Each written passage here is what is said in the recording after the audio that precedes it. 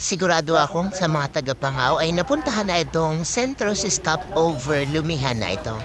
Hindi lang lomi at chami ang ino-offer nila, meron din silang mga silog. Dito lang yan sa Centros Stopover 2, so di ko alam kung saan yung one nila. Habang nag-aantay ng ating order, ipiprepare na muna natin itong ating sausawan. Yung in-order na pala namin na isang lomi at isang chami. May baon na din kami ng kanin para hindi mabitin dahil kanin is life talaga. Una na nga itong inihain na lomi, so yan titikman na natin, and for toppings, good na good naman, marami.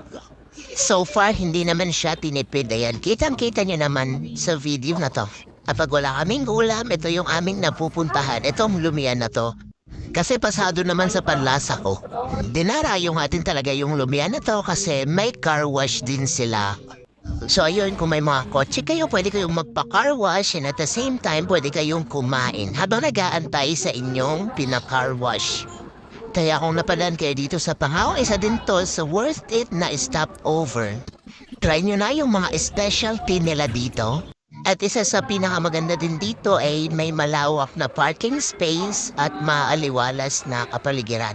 Kaya plus 10 din talaga kapag malinis yung kapaligiran, nakakaganang kumain. Tapos ayun nga, dumating na tong aming chami na order. Yan chicken niya. Itong chicken chami nila ay saktong-sakto lang yung timpla. Masarap din yung kanilang fried chicken. Kayo din ba ay natikman nyo na yung mga luto dito sa Centros? Kung oo, i-comment nyo naman yung mga experience nyo.